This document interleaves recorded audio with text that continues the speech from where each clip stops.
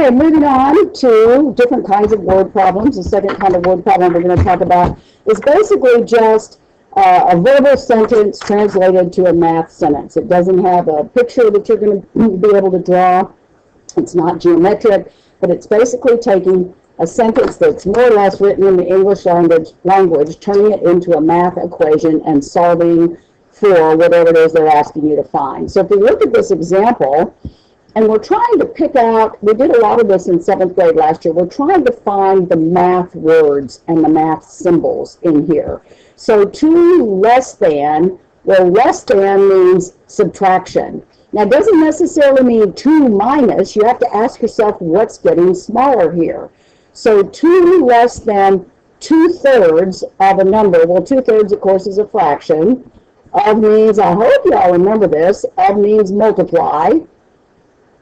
Of a number. There's our variable. So we can let x stand for our variable, and is means, I hope you're going, equals 30. So now we're ready to actually turn all of these English words into math symbols or operations. So 2 less than 2/3 of a number. Well, 2/3 of a number looks like that. 2/3 times a number. But we want 2 less than that. So we have to make it smaller by 2. Is means equals 40. So there's our equation. This looks like any other 2-step equation that we solved just a few videos ago. We can quickly clean it up by adding 2 to both sides. 2/3 x equaling 42. Getting rid of the coefficient. 2/3 by multiplying by the reciprocal, which is 3/2. 2 goes into 42, 21 times. 21 times 3 is 63. So there's your answer. The number is 63. And you can go back and recheck your work on a test or a quiz to make sure that when you plug in 63, that you actually get what it is they've given you to begin with. I want to move on to example number 5 and do this one before we stop the video. Now they're talking about 2 different integers. Remember what an integer is? An integer is a counting number, 1, 2, 3, on to infinity. They're opposites, -3, -2, -1, on to negative infinity, and the guy right in the middle, 0. Those are integers. So these fractions up here are not integers. So you know that your answer is not going to be a fraction. It's going to be an integer.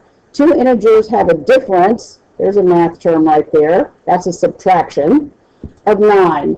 And then it tells you something about the relationship between these 2 integers. 5 times the smaller one is 7 more than, and you're picking up again on your math operations as you're reading this. And you may have to read it more than once. Oftentimes I read it a couple times before I even begin.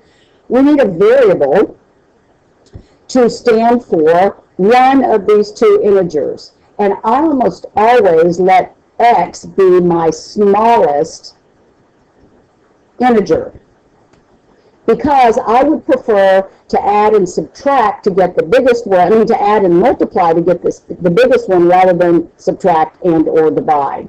So I'm going to let x be the smallest integer, and then it tells us these 2 integers have a difference of 9.